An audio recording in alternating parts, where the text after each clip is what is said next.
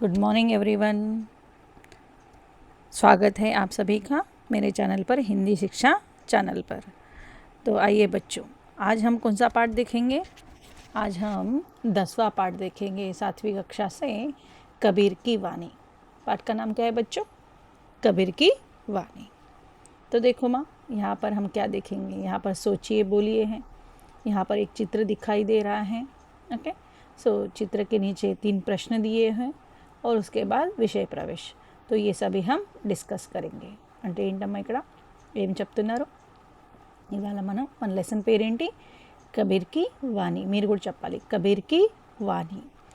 ఇక్కడ తర్వాత సోచే బోలియేలో ఒక పిక్చర్ ఇచ్చారమ్మా. ఆ పిక్చర్ గురించి మనం డిస్కస్ చేసుకుందాం. ఆ తర్వాత వాటితో పాటు 3 క్వశ్చన్స్ ఇవ్వబడ్డాయి. ఆ 3 క్వశ్చన్స్ డిస్కస్ చేసుకుందాం. సో ఆ question related with only this picture, ఈ పిక్చర్ రిలేటెడ్ ఈ క్వశ్చన్స్ ఉంటాయి, వాటిని మనం డిస్కస్ చేసుకుందాం.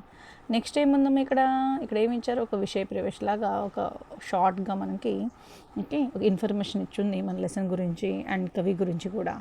సో అది డిస్కస్ చేసుకుందాం. నెక్స్ట్ ఎక్కడికి వెళ్దాం? లెసన్లోకి ఎంటర్ అవుదాం. Is it okay? చూడండి, तो हमारे पाठ का नाम क्या है? సో మరలా మీరు చెప్పాలి, కబీర్ की वाणी. సో కబీర్ की वाणी పాఠ का नाम है. కబీర్ అనే పర్సన్, వాణి అంటే ఏంటమ్మా మీనింగ్ ఇక్కడ? వచన్, బాతే, ఆయన మాటలు. గొప్ప వ్యక్తి అయితేనే కదమ్మా కబీర్ की వాణి అని ఆయన మాటలు మనం ఇప్పటికి కూడా గుర్తుపెట్టుకుంటామని. సో వాటి గురించి మనకి ఈ లెసన్లో డిస్కస్ చేశారు. సో ఆయన ఏం చెప్పారో దాని గురించి కూడా డిస్కస్ చేసుకుందాం. First we will discuss with సోచియే బోలియే in this picture and question answers.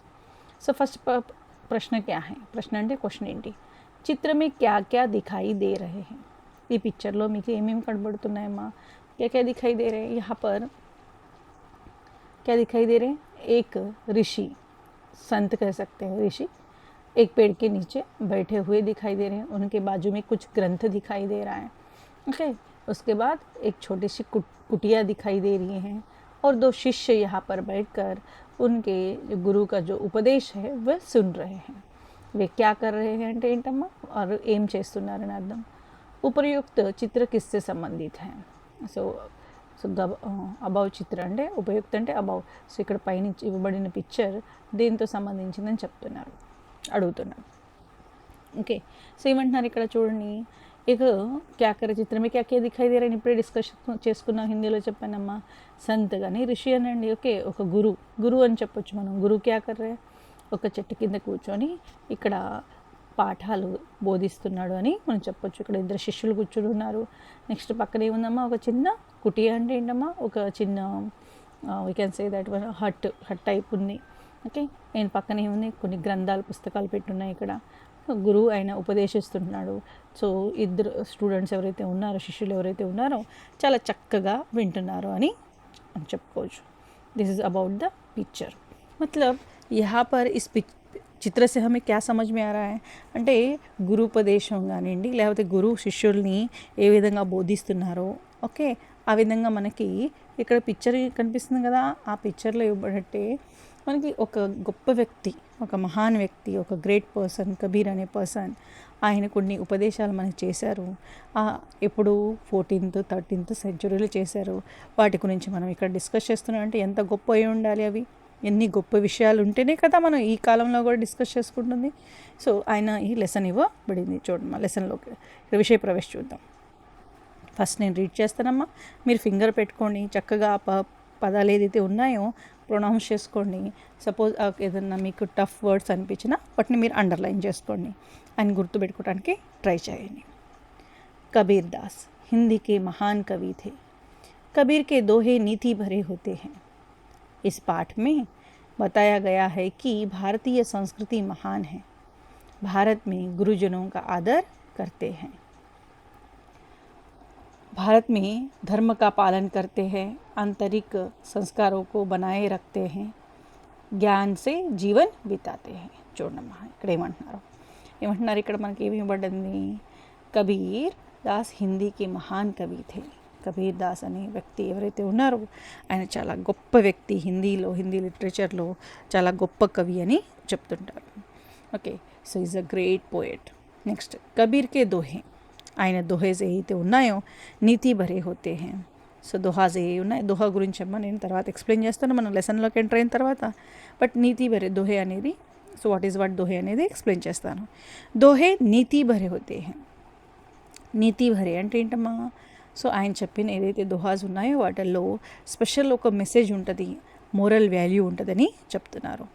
ఈ పార్ట్ మే బతాయా గయా హై, ఈ లెసన్లో చెప్పబడింది ఏంటట, భారతీయ సంస్కృతి మహాన్ హై. మన భారతీయ సంస్కృతి ఏదైతే ఉందో చాలా గొప్ప సంస్కృతి, చాలా గొప్ప కల్చర్ అని చెప్తున్నారు.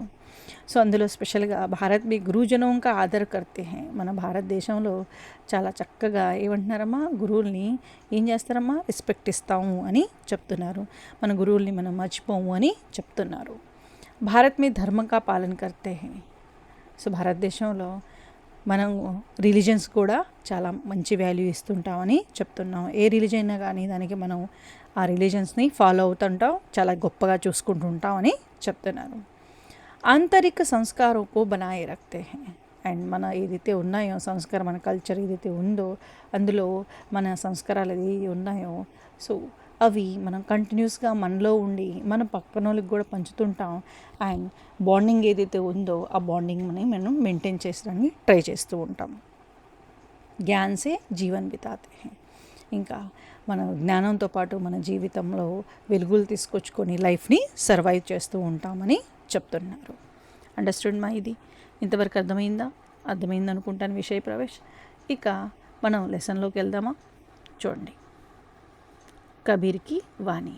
पाठ में क्या दिखाई दे रहा है, पाठ का नाम क्या है माँ, कबीर की वाणी.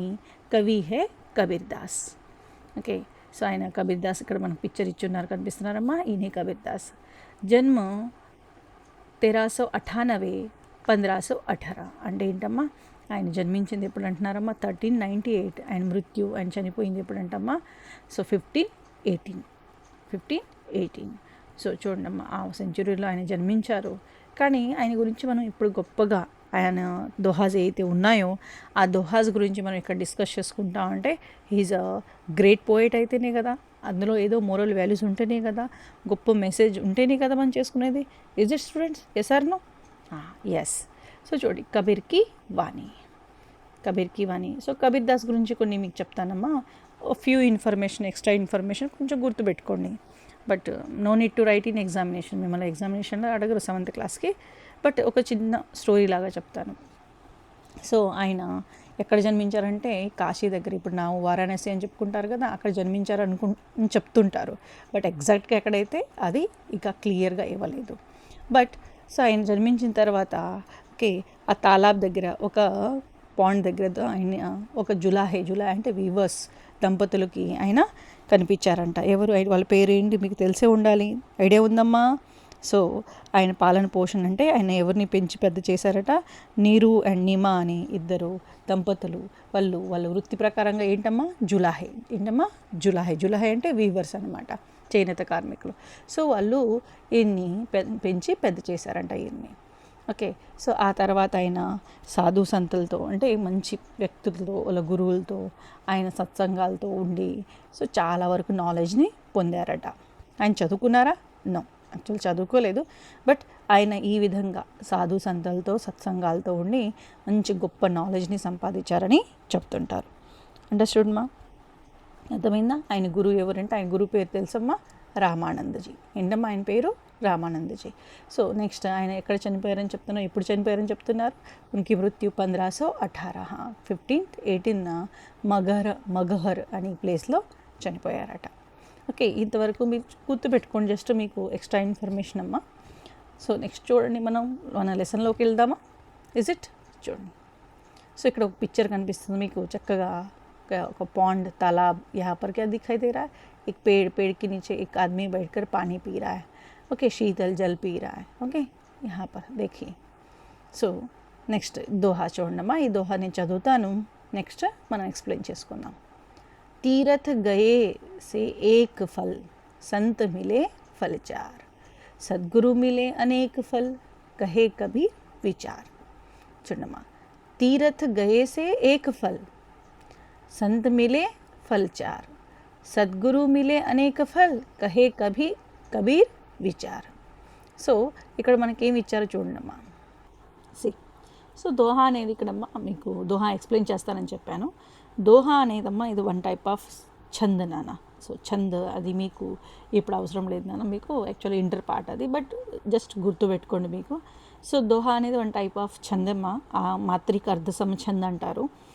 మీకు అవసరం లేదు, just listen that one. So ఈ దోహా ఎలా వచ్చిందంటే చూడటానికి మనకు 2 లైన్సే కనిపిస్తాయి, బట్ 2 లైన్స్ ఉంటుంది మాత్రాన వాటిని మనం దోహా అనకూడదు. సో ఇక్కడ కొన్ని రూల్స్ ఉన్నాయి మాత్రాస్కమ్మ. సో మీకు గణాలు తెలుసు కదా, ఎలా అయితే ఏ విధంగా గణాలు తెలుగులో మీరు కౌంట్ చేస్తారో అలాగే ఉంటాయి అన్నమాట. మీకు ఫర్దర్గా 8th 9th 10th క్లాస్ కానీ నెక్స్ట్ ఇంటర్కి వెళ్తే ఇప్పుడు క్లారిటీ వస్తుంది. ఫస్ట్ వినండి, ఇక్కడ తీరత్ గయే సే ఏక్ ఫల్, ఇక్కడ కామా ఇచ్చారన్న. నెక్స్ట్ సంత్ మిలే ఫల్ చార్, ఓకే, ఒక ఖడిపై ఇచ్చారు. అంటే ఇది ఫస్ట్ చరణం అంటారు, దీన్ని ఏమంటారమ్మా, ఏక్ ప్రథమ చరణ్ హై. ये पहला చరణ్, ఈ ఫస్ట్ లైన్లో 2 చరణ్ ఉంది. ఫస్ట్ వన్ ఈ కామాతో తర్వాత సెపరేట్ చేసింది సెకండ్ వన్. నెక్స్ట్ సద్గురు మిలే అనేక ఫల్, ఇది థర్డ్ వన్, ఈ కామాతో సెపరేట్ అయింది. ఆ తర్వాత నెక్స్ట్ పార్ట్ ఉంది, అది फोर्थ वन, कहे कबीर विचार. तो ये 2 चार कंडम्मा. सो इसमें कितने चरण होते हैं, 4 चरण होते हैं. So before this comma first one, second one, third one, fourth one. So దోహాకున్న రూల్ ఏంటంటమ్మా, వాటిల్లో ఉన్న మాత్రాస్ ఏదైతే ఉందో ఫస్ట్ అండ్ థర్డ్ అంటే తీరత్ గయే సే ఏక్ ఫల్ అండ్ సద్గురు మిలే అనేక ఫల్. ఇక్కడ ఈ ఫస్ట్ అండ్ థర్డ్ ఇందులో ఏముంటాయమ్మా, అక్కడ మనకి 13 మాత్రాస్ రావాలి. ఏంటమ్మా, 13 మాత్రాస్ రావాలి. సెకండ్ అండ్ ఫోర్త్ కమ్మా 11 ఏంటమ్మా, సెకండ్ అండ్ ఫోర్త్లో ఈ చరణాల్లో 11 మాత్రాస్ ఉండాలని రూల్ అనమాట. ఇంకా ఫర్దర్ ఎక్కువ ఉందమ్మా, ఆ ఇన్ఫర్మేషన్ మీకు అవసరం లేదు, జస్ట్ మీకు గుర్తుపెట్టుకొని చాలు, మీకు ఇన్ఫర్మేషన్ కోసం చెప్పాను. ఓకే, సో ఇదైతే దోహా. నెక్స్ట్ వచ్చాకమ్మా భావార్థం, అంటే మీనింగ్ చూద్దాం. ఈ దోహా మీనింగ్ ఏం చెప్పారు, సో కబీర్ దాస్ గారు ఏమన్నారు, ఆ టైంలో ఏం చెప్పారు ఆయన. సో ఈ దోహా నుంచి మనకి ఎలాంటి మోరల్ వాల్యూ చెప్తున్నారో చూడండి. భావార్థం ఏమంటున్నారు, కబీర్ కహతే హై కి తీర్థ్ जाने से एक फल मिलता है, संतों की संगति से 4 फल मिलते हैं, लेकिन सच्चे गुरु को पा लेने से जीवन में अनेक फल मिलते हैं. చూడమ్మా ఆయన ఉద్దేశం ఏంటి. తీరత్ అంటే తీర్థక్షేత్రాలమ్మ, జస్ట్ లైక్ మనం అనొచ్చు తిరుపతి అనొచ్చు, లేదా కాశీ అనొచ్చు, నెక్స్ట్ రామేశ్వరం అనొచ్చు. ఇలాంటి తీర్థక్షేత్రాలు మనం విజిట్ చేస్తూ ఉంటాం, అవునా. సో మన ఇంట్రెస్ట్ ఉంటే చాలామంది మనం వాళ్ళ పేరెంట్స్తో కూడా, మీ పేరెంట్స్తో కూడా వెళ్ళే ఉండాలి, ఇజ్ ఇట్. సో అలా ఇయర్లీ వన్స్ మనం ఒక కొత్త ప్లేస్ని విజిట్ చేస్తుంటాం, తీర్థక్షేత్రాలు మనం విజిట్ అవుతూ ఉంటాం. సో అలా విజిట్ చేస్తూ ఉంటాం కదా. సో ఇక్కడ ఏమంటున్నారు ఆయన, తీరత్ గయే ఏక్ ఫల్, తీర్థయాత్రలు చేసినంత చేస్తే మనకి ఏక్ ఫల్ అంటే ఏంటమ్మా, ఫ్రూట్. ఇక్కడ ఫ్రూట్ కాదు మీనింగ్, ఇక్కడ మనం ఏం కన్సిడర్ చేయాలి అంటే రిజల్ట్ కానివ్వండి, లేదా ఏదన్నా పరిణామం కానివ్వండి అని కన్సిడర్ చేసుకోవాలి. సో ఏమంటున్నారు, తీరత్ అనేసి తీర్థక్షేత్రాలు వెళ్తే మనం అక్కడికి మనకి ఏమవుతుందమ్మా, మనం అనుకుంది ఒక ఫలమనో లేకపోతే ఒక రిజల్ట్ అనో ఒక పరిణామం మనకి ఫలితం వస్తుంది అని చెప్తున్నారు. అదే సంతోకి సంగతి సే 4 ఫల్ మిల్తే హై. సంత్ అంటే ఏంటమ్మా, గొప్ప గురువులు కానివ్వండి, సాజెస్లు కానివ్వండి. సంత్ అంటే సాజెస్ అమ్మ, ఋషిమునులు, వాళ్ళ సంగతితో అంటే వాళ్ళతో కొంచెం టైం స్పెండ్ చేస్తే మనకి ఎన్ని ఫల్ అంటమ్మా, 4 ఫల్ అంటే 4 విధాలుగా మనకి ఉపయోగపడే, లైఫ్లో ఉపయోగపడే ఆలోచన విధానాలు కానివ్వండి, మనకి వాళ్ళ థాట్స్ మనకు ఉపయోగపడతాయని చెప్తున్నారు. లేకిన్ సచ్చే గురువుకో పాలేసే, కానీ పరంతు అంటున్నారు, ఏమంటున్నారమ్మా, సచ్చే గురువు అంటే మన లైఫ్లో మంచి గురువు, గొప్ప వ్యక్తి, ఒక గురువు మనకి మన లైఫ్లో కానీ వచ్చారనుకోండి, ఆయన వల్ల ఎన్నో ఉపయోగాలు ఉంటాయి, అనేక లాట్ ఆఫ్ ఫ్రూట్స్ కానివ్వండి, రిజల్ట్స్ కానివ్వండి మన లైఫ్లో మనం సాధించగలుగుతామని చెప్తున్నారమ్మా. ఇక్కడ ఆయన మీనింగ్ ఏంటంటే మనకి ఇక్కడ ఇచ్చిన దోహాస్ ఏది ఉన్నా డైరెక్ట్ మీనింగ్ కాదు, ఇండైరెక్ట్ మీనింగ్ కన్సిడర్ చేయాల్సి వస్తాయి అన్నమాట. సో కబీర్ ఈ విధంగా చెప్తున్నారు, మనం మన లైఫ్లో ఓకే. సో ప్రతి ప్లేస్లో ప్రతి తీర్థక్షేత్రాలు వెళ్ళి విజిట్ చేసి మనం అక్కడికి వెళ్తే పుణ్యం వస్తుంది, ఇక్కడికి వస్తే లాభం వస్తుంది అనే ఆలోచనతో పెద్దవాళ్ళు వెళ్తూ ఉంటారు, వాళ్ళతో పాటు మనల్ని కూడా తీసుకెళ్తూ ఉంటారు, అలా మనకు కూడా అలవాటు అవుతుంటుంది. సో అలా వెళ్తే మనకి ఏదో ఒక మంచి పరిణామం కానీ థింగ్ కానీ మనం అనుకున్నది సాధిస్తాం. కానీ ఆయన ఏమంటున్నాడు, అదే సంతోకి సంగతిసే అంటే ఏంటమ్మా, మనం అదే టైం ఎవరితో టైం స్పెండ్ చేస్తే ఋషిమునులతో మంచి గొప్ప వ్యక్తులతో కానీ టైం స్పెండ్ చేసామనుకోండి, దానివల్ల మనకి 4 విధాలుగా లాభం వస్తుందని చెప్తున్నారు. అదే మన లైఫ్లో సచ్చే గురువు అంటే మంచి వ్యక్తిని, మంచి గురువుని మన లైఫ్లో మనం పొందామనుకోండి, లైఫ్ లాంగ్ ఆయన వల్ల వాళ్ళ వల్ల మనకి యూస్ఫుల్ థింగ్స్, లాభాలే అని వస్తుంటాయని చెప్తున్నాం. మన ఆ లాభంతో మన లైఫ్ని మనం చక్కదిద్దుకోవచ్చు మంచిగా అని చెప్తున్నారు. లైఫ్ సెటిల్ అవుతుంది అని చెప్తున్నారు. అది మనం మంచిగా తెలుసుకోవాలి. ఆ సచ్చే గురువుని కూడా మనం తెలుసుకోగలగాలి అని చెప్తున్నారు. అండర్స్టూడ్ మా దిస్ పోయం? అర్థమైందా? సో ఇక్కడ వచ్చిన ఈ దోహా మీకు అర్థమై ఉండాలి అనుకుంటా. నెక్స్ట్ దోహాకి వెళ్ళిపోదామా? చూడమ్మా. జహా దయా తహా ధర్మ హై, జహా లోభ వహా పాప్ హై, జహా క్రోధ తహా కాల్ హై, జహా క్షమా హై వహా ఆప్ హై. చూడమ్మా, మరలా ఇంకోసారి చదువుతాను. సో మీరు చక్కగా ఈ దోహాని చూడండి. జహా దయా తహా ధర్మ హై, जहाँ लोभ वहाँ पाप, जहाँ क्रोध तहाँ काल है, वहाँ काल है, जहाँ क्षमा वहाँ आप. చూడమ్మా ఇక్కడ ఏమంటున్నారు భావార్థ చూసుకోండి. జహా దయా, దయా అంటే ఏంటమ్మా మీనింగ్? కైండ్నెస్. ఏంటమ్మా? కైండ్నెస్. సో ఎక్కడైతే కైండ్నెస్ మీనింగ్ చెప్తాను దయా, ఓకే. జహా అంటే ఎక్కడ. సో నెక్స్ట్ కైండ్నెస్, ధర్మం మన రిలీజన్. లోభ్ అంటే ఏంటమ్మా? గ్రిడీనెస్, పాపం పుణ్యం మీకు తెలిసే ఉండాలి పాపం. క్రోధ్ అంటే ఏంటమ్మా? కోపం, okay. So cope, okay. Pratap. Call అంటే ఏంటమ్మా? కాల్ అంటే ఏంటమ్మా? ఇక్కడ కాల్ అంటే meaning Vinash, Nash, okay. Actual call అంటే మనం సమయం అని కూడా చెప్పుకోవచ్చు, ఓకే. క్షమ అంటే క్షమించే గుణం ఏదైతే ఉంటుందో అది. సో ఇక్కడ మీనింగ్స్ అర్థమైపోయినాయా? భావార్థ చూసుకుందామా. कबीर कहते हैं कि जहाँ दया होती है वहाँ धर्म होता है, जहाँ लोभ होता है वहाँ पाप होता है, जहाँ क्रोध होता है वहाँ नाश होता है, जहाँ क्षमा होती है वहाँ भगवान का वास होता है. చూడండి ఆయన మీనింగ్ చెప్తున్నారు. కబీర్ कहते हैं అంటే కబీర్ ఈ దోహా ద్వారా కబీర్ ఏం చెప్పదలుచుకున్నాడు మనతోటి? జహా దయాకి భావన హోతీ హై, ఎక్కడైతే కైండ్నెస్ ఉంటుందో అక్కడ మన ధర్మం, మన రిలీజన్ నిలబడుతుంది అని చెప్తున్నారు. మంచి సంబంధాలు క్రియేట్ అవుతాయి కైండ్నెస్తో ఉంటే, ఓకే.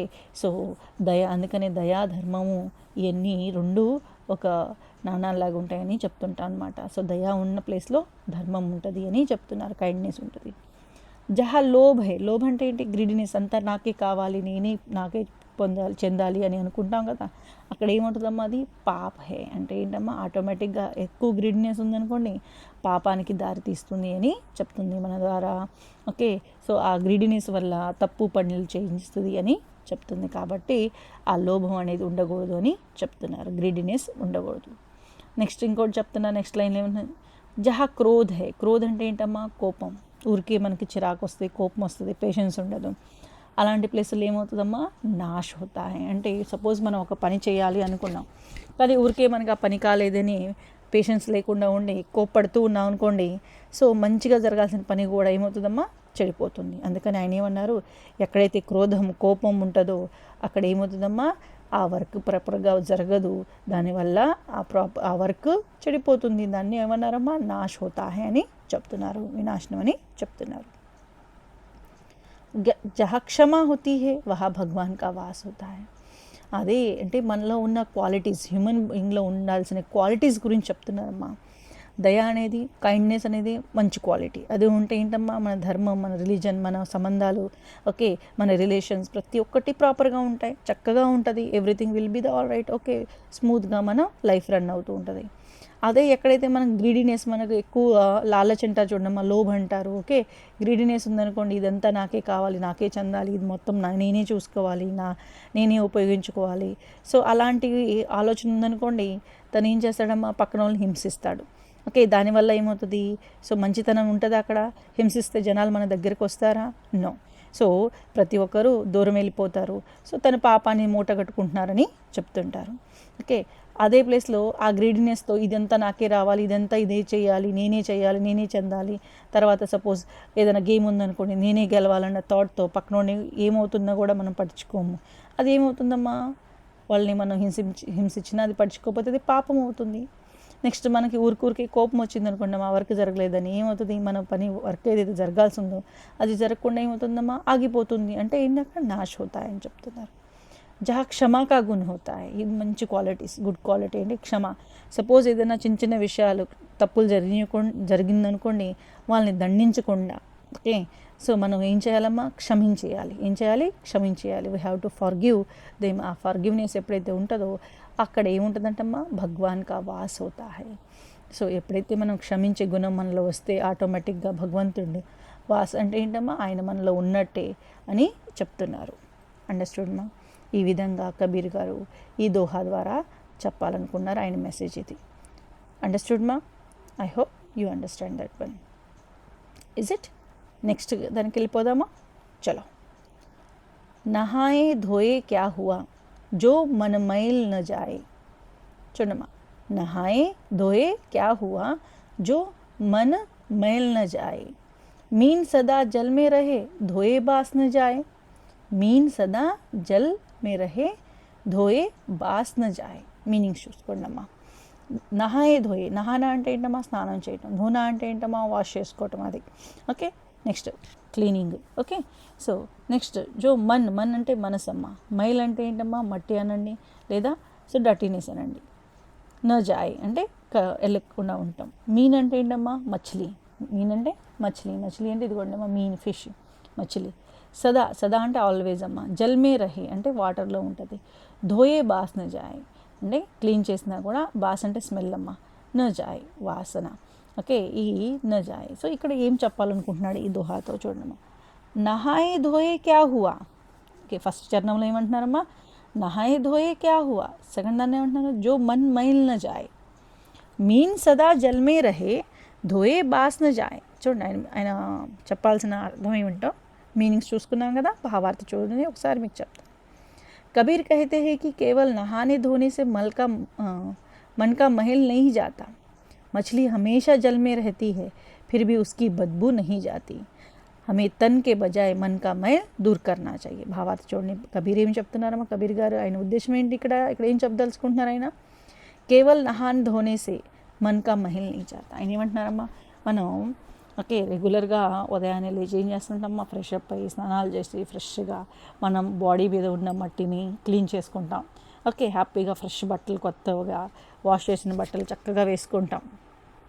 ఓకే, సో ఆ విధంగా మన తన అంటే ఏంటమ్మా, మన శరీరం ఏదైతే ఉందో చాలా క్లీన్గా పెట్టుకుంటాం, క్లీన్ బట్టలు వేసుకుంటాం, అంతా బాగానే ఉంది. ఓకే, బట్ దానివల్ల మన మనసులో ఏదైతే మైలం అంటే ఏంటమ్మా, క్లేశాలు ద్వేషాలు ఉన్నాయి, పోతాయా? కోపాలు అన్నీ పోతాయా? నో. ఇక్కడ ఏమని చెప్తున్నాయి, దానికి ఎగ్జాంపుల్ చెప్తున్నారు. మన మనసులో నుంచి ఇవన్నీ పోకుండా దానికి ఎగ్జాంపుల్ ఏం చెప్తున్నారు, మనం ఏ విధంగా అయితే క్లీన్ బాడీ బయటకు ఫిజికల్ అపీరెన్స్ అందంగా చూపిస్తాం కదా, అలా ఫిజికల్గా చూడటానికి అపీరెన్స్ అందంగా ఉన్నా కూడా మన మనసులో కానీ కోపం, ఒకరి గురించి ఘృణ కానివ్వండి, లేదా ఒకరి గురించి ద్వేషం కానివ్వండి, లేదా మన గురించి పక్కన దగ్గర ఉన్న వస్తువులు మనకు కావాలని ఆ గ్రీడీనెస్ కానీ ఉందనుకోండి, no use of that one of physical appearance. మనకి ఏదైతే అందంగా చక్కగా ఉన్నామో, ఉదయాన్నే లేచి రోజు స్నానం చేస్తున్నాం, అన్నీ క్లీన్ చేసుకుంటున్నాం, ప్రతి ఒక్కటి క్లీన్గా ఉంటున్నాయి, బట్ మన మనసులో మాత్రం ద్వేషం క్లేశం ఉన్నాయి అనుకోండి, దానివల్ల సో మనం ఎంత బయట నుంచి ఫిజికల్ అపీరెన్స్ బాగున్నా కూడా మనసు మాత్రం మైలంగానే ఉంది అని చెప్తున్నారు. దానికి ఎగ్జాంపుల్ ఏం చెప్తున్నారమ్మా, దానివల్ల నో యూజ్. ఫస్ట్ మన మనసుని మనం నిర్మలంగా స్వచ్ఛంగా ప్రతి ఒక్కరి పట్ల మనకి ఏంటమ్మా ఒక కైండ్నెస్, ఒక గుడ్ క్వాలిటీ, ఒక క్షమ అనే క్వాలిటీ కానివ్వండి, మంచితనం కానివ్వండి, మన రిలీజన్ని సేవ్ చేసుకోవాలని ఇలాంటి క్వాలిటీస్ ఉన్నాయనుకోండి, that is a good thing. మీరు చూడటానికి ఐరన్ చేసిన బట్టలు లేకపోతే అందంగా ఉండాలనే రూల్ ఏమీ లేదు. అంటే మనం మనసు మంచిదిగా ఉండాలి అని చెప్తున్నారు. దానికి ఎగ్జాంపుల్ చెప్తున్నారు. ఏం చెప్తాను ఎగ్జాంపుల్, మన మనసు మంచిదిగా ఉండాలి, మన ఫిజికల్ అపీరెన్స్ చూసి మోసపోకూడదు అని చెప్తుంటారు కదా. దానికి ఏం ఎగ్జాంపుల్ చెప్తున్నారు, మీన్ అంటే మచిలీ. మచిలీ అంటే మీనింగ్ ఏంటమ్మా ఇక్కడ ఫిష్ ఎప్పుడు ఎక్కడ ఉంటుందమ్మా, సదా జల్ మీద అయితే ఎప్పుడు వాటర్లో ఉంటుంది. మీకు తెలుసు కదా, చిన్న ఏజ్లో మచిలీ జల్కి రాణి అని మీరు పోయం వినే ఉండాలి. ఓకే, అది ఎక్కడ ఉంటుందమ్మా, ఎప్పుడు వాటర్లోనే ఉంటుంది. కానీ వాటర్లో ఉన్నా కూడా దాని బాడీ ఎంత స్మెల్గా వస్తుంది చూడండి, ఎంత స్మెల్లీగా ఉంటుంది ఫిష్ స్మెల్. సో మనం అందరు ఇష్టపడరు. కానీ అలాంటి మీన్ ఎప్పుడు కంటిన్యూస్గా వాటర్లో ఉండి ఎప్పుడు అంటే అది 24/7 వాటర్లో స్నానం చేసినట్టే కదా. కానీ తన బాడీ నుంచి ఆ ఫిష్ నుంచి స్మెల్ ఎందుకు వస్తుందమ్మా, బద్బు అంటే ఏంటమ్మా, బ్యాడ్ స్మెల్ వస్తుంటుంది. సో అందుకని ఏ విధంగా అయితే మచిలీని మనం క్లీన్ చేసినా కూడా స్మెల్ పోదు అని చెప్తున్నారు, అలాగే మన మనసు కూడా సపోజ్ గుడ్ క్వాలిటీస్ కాకుండా బ్యాడ్ థింగ్స్ని నింపుందనుకోండి, మనం ఎంత ఫిజికల్గా ఎంత అపియరెన్స్ నీట్గా ఉన్నా కూడా మనం చేసే వర్క్లోనే మనకు తెలిసిపోతుంటుంది. కాబట్టి మన మనసు ఎప్పుడు ఎలా ఉండాలి, నిర్మలంగా పరిశుభ్రంగా పెట్టుకోవాలి, అందరి గురించి మంచిగా ఆలోచించాలని అర్థం. అండర్స్టూడ్ దిస్ వన్ మా? I hope you understood that one. Next చూద్దామా. ఇక్కడ ఏమంటున్నారు. సో ఇక్కడ కూడా ఒక పిక్చర్ కనిపిస్తుంది మీకు, దాని గురించి డిస్కస్ చేద్దాం. కబీర్ లహరీ సమందర్ కి మోతీ బిఖరే ఆయి, బగులా భేద్ న జానయి, హంసా చుని చుని ఖాయి. చూడమ్మా ఇక్కడ ఏమంటున్నారు. కబీర్ లహరీ సముందర్ కి మోతీ బిఖరే ఆయి, బగులా భేద్ న జానయి, హంసా చుని చుని ఖాయి. సో ఏమంటున్నారు ఇక్కడమ్మా. సో ఇక్కడ పిక్చర్ కనిపిస్తుంది మనకి. ఓకే, ఇదేంటమ్మా, హన్స్, బగుల, హన్స్ అని పక్కన ఉన్నాయి. ఓకే, సో దీని నోట్లో ఏందో సంథింగ్ కనిపిస్తుంది, అది మనం డిస్కస్ చేసుకుందాం. భావార్थ. कबीर कहते हैं कि समुद्र की लहरों के साथ मोती आकर तट पर बिखर जाते हैं, बगुला उसका महत्व नहीं जानता, मगर हंस उनका महत्व जानता है, इसीलिए हंस मोतियों को चुन चुन कर खाता है. असली अर्थात असली वस्तु का महत्व सिर्फ ज्ञानी ही जानता है. చూడండి ఇక్కడ ఏమంటున్నారు. కబీర్ చెప్తున్నారు ఏమైనా, లహరి అంటే ఏంటమ్మా మీనింగ్, లహరి అంటే ఏంటమ్మా మీనింగ్, వేవ్స్. ఓకే, తరంగాలు అంటారు కదా, ఓకే, సముద్రాల్లో వచ్చే వేవ్స్. సమందర్ అంటే ఏంటమ్మా, సాగర్. మోతి అంటే అందరికీ తెలిసిందమ్మా. మోతి అంటే ఏంటి మీనింగ్, పర్ల్ తెలుసు కదమ్మా, ముత్యాలు అంటారు కదా మనం, అవి. బిఖరే ఆయి అంటే ఏంటమ్మా, సముద్రం నుంచి వేవ్స్తో పాటు అవి ఓకే బయటకు వస్తుంటాయని చెప్తున్నారు. ఇక్కడ మనం భావార్థలో క్లియర్గా ఎక్స్ప్లెయిన్ చేస్తాను. బగులా భేద్న జానయి. బగులా అంటే ఏంటమ్మా ఇక్కడ క్రెయిన్. బగులా అంటే కొంగలు తెలుసుకమ్మా, అవి క్రెయిన్. ఓకే, భేద్న జానయి వాటి గురించి తెలియదు. హంసా చుని చుని ఖాయి. హంస అంటే ఏంటమ్మా, స్వాన్. హంస అంటే ఏంటమ్మా, స్వాన్, అందరికి తెలిసే ఉండాలి. చూడమ్మా, సో బగులా, హంస మీకు తెలిసే ఉండాలి. బగులా అంటే క్రెయిన్స్ అమ్మ, కొంగలు. ఓకే, నెక్స్ట్ హంస తెలిసే ఉండాలిగా, స్వాన్ అమ్మ. సో ఆ పక్షులు రెండు గురించి చెప్తున్నారు. సో ఇక్కడ ఏమంటున్నారు భావార్థ చూడండి. కబీర్ कहते हैं कि समुद्र की लहरों के साथ मोती आकर तट पर बिखर जाते हैं, बगुला उसका महत्व नहीं जानता, मगर हंस उनका महत्व जानता है, इसलिए हंस मोतियों को चुन चुन कर खाता है. अर्थात असली वस्तु की महत्व सिर्फ ज्ञानी ही जानता है. చూడండి ఇక్కడ ఏమంటున్నారు. కబీర్ చెప్తున్నారు, సముద్రాల్లో ఉన్న పర్లు కానివ్వండి, మన వాటర్లో కనిపిస్తాయమ్మా, పైకి ఉంటాయా? అవి ఎక్కడో అడుగును ఉంటాయి, లోతట్టు ప్రాంతంలో ఉంటాయి. సో సమ్ టైమ్ ఏమవుతాయమ్మా, సముద్రంలో ఉన్న మోతి అంటే ముత్యాలు, మోక్తిక్ అంటారమ్మా. ఓకే, అవి సముద్రంకి లహరెన్స్ అంటే సముద్రంలో ఉన్న వేవ్స్తో పాటు అవి సమ్ టైమ్ అప్పుడప్పుడు తట్పర్ అంటే ఆ బ్యాంక్ ఆఫ్ దట్ ఓషన్, ఆ ఏరియాలో వచ్చి ఉంటాయమ్మా. బిఖర్ జాతి అంటే స్ప్రెడ్ అవుతాయి. ఆ మోతి అంటే ముత్యాలు. బగులా ఉస్కా మహత్వని జాంతా. ఆల్ టైప్ ఆఫ్ బర్డ్స్ సరౌండింగ్లో ఉన్న ఏదైతే ఓషన్ దగ్గర ఉండే ఆ బీచ్ ఏరియా కానివ్వండి, బ్యాంక్ ఆఫ్ ఓషన్ కానివ్వండి, ఆ ఏరియాలో ఉన్న బర్డ్స్ అన్నీ చూస్తుంటాయి. కానీ అందులో ఇక్కడ ఇద్దరిని కన్సిడర్ చేశారమ్మా, క్రేన్ అండ్ బగులా అండ్ హన్స్. సో బగులాకు మాత్రం దాని వాల్యూ తెలియదు. సో మోతీ కా వాల్యూ ఉసే వోహ నహీ జాంతా. ఎవరికి తెలియదు అంటున్నారమ్మా, బగులాకు తెలియదు, అంటే క్రేన్కి తెలియదు. మగర్ హన్స్ ఉస్కా మహత్వ జాంతే. కానీ హన్స్కి దాని మాత్రం ఆ మోతీ వాల్యూ ఏంటి, ఆ ముక్తి వాల్యూ ఏంటి, ఓకే, సో ఆ పర్ల్ వాల్యూ ఏంటి తెలుస్తుంది. కాబట్టి హన్స్ ఏం చేస్తుందమ్మా, ఆ సరౌండింగ్లో ఉన్న ముత్యాలన్నీ చున్కర్ అంటే వేరుకొని ఓకే తింటుంటుంది అని చెప్తున్నారు. ఇది ఇప్పుడు ఇక్కడ ఈ పిక్చర్లో మనకు చూపించారు, ఇది హన్స్. నా నోట్లో ఏం కనిపిస్తుందమ్మా, మోతీ అంటే పర్ల్ కనిపిస్తుంది. చున్కర్ ఖాతా. అర్థాత్ అంటే మీనింగ్ ఏంటమ్మా ఇక్కడ, అస్లీ వస్తు కా మహత్వ సిర్ఫ్ జ్ఞాని హీ జాంతా హై. అంటే ఏంటమ్మా, ఏదైతే సో ఆ రియల్ థింగ్ ఉందో, ఆ వస్తువు కానివ్వండి, లేకపోతే ఏదైనా థింగ్ కానివ్వండి, సో వాటి గురించి వాల్యూ తెలిసిన పర్సన్ ఎవరైతే ఉంటారో, స్పెషల్గా వాటి గురించి జ్ఞానం ఉన్నవారే యూటిలైజ్ చేసుకోగలుగుతారు అని చెప్తున్నారు. ఇక్కడ మీనింగ్ ఏంటమ్మా, మీనింగ్ ఏం చెప్తున్నారు, మన దగ్గర అన్నీ ఉన్నాయి, వస్తువులు ఉన్నాయి, కానీ వాటిని ప్రాపర్ యూటిలైజేషన్ మనకు తెలియపోయింది అనుకోండి, మనకు అది యూజ్ అవుతుందా వస్తువు? నో. మనం ఏం చేస్తాం, ఇదేం ఉపయోగం లేదని వదిలేస్తాం. కానీ వాటి వాల్యూ మనకు తెలిసిందనుకోండి, వాటి యూటిలైజేషన్ తెలిసిందనుకోండి, సో అది ఎంత కాస్ట్లీయో ఎంత యూజ్ఫుల్లో మనకు లైఫ్లో అని తెలుసుకొని మనం వాటిని ప్రాపర్గా యూటిలైజ్ చేసుకొని మనం లైఫ్ని సెట్ చేసుకోగలుగుతాం. అలాంటి వాళ్ళు ఎవరు అని అంటున్నారమ్మా? వాళ్ళని సిర్ఫ్ జ్ఞాని అంటే ఎవరైతే జ్ఞానవంతులు ఉంటారో, వాటి గురించి తెలిసి ఉంటారో అలాంటి వ్యక్తులే వాటి ప్రతి ఆ వాల్యుబుల్ థింగ్స్ని కూడా ఏం చేస్తారంటమ్మా, వాటి గురించి తెలుసుకొని లైఫ్లో యూటిలైజ్ చేసుకుని వాళ్ళ లైఫ్ని చక్కదిద్దుకుంటారు, మంచిగా సర్వైవ్ అవుతారని చెప్తున్నారు. అండర్స్టూడ్మా? అర్థమైందా? అంటే మన దగ్గర ఉన్న వస్తువుల్ని కూడా మనకు వాటి గురించి యూటిలైజేషన్ తెలియాలంటే వాటి గురించి మనకు నాలెడ్జ్ ఉండాలి. ఆ నాలెడ్జ్ని మనం ఏం చేసుకోవాలి, ఫస్ట్ గ్యాదర్ చేసుకోవాలి. ఆ నాలెడ్జ్ త్రూ మనం ఉన్న వస్తువుని, ఉన్న సమయాన్ని, ప్రతి ఒక్కదాన్ని మనం ప్రాపర్గా యూటిలైజ్ చేసుకొని మన లైఫ్ని మనం మంచిగా చక్కగా సెట్ చేసుకుంటూ ఉంటుంటామని చెప్తున్నారు. సో ఇదమ్మా లెసన్. అందరికీ అర్థమైంది అనుకుంటున్నా, ఐ హోప్. సో అందరికీ లైఫ్లో మీకు చక్కగా ఇది అర్థమైతే, ఈ లెసన్ని అర్థం కాకపోతే మరలా ఇంకోసారి వినండి అమ్మా. So you will understood betterly. So అర్థమైతే లైక్ చేయండి, మీ ఫ్రెండ్స్కి షేర్ చేయండి and subscribe to my channel. Thank you all.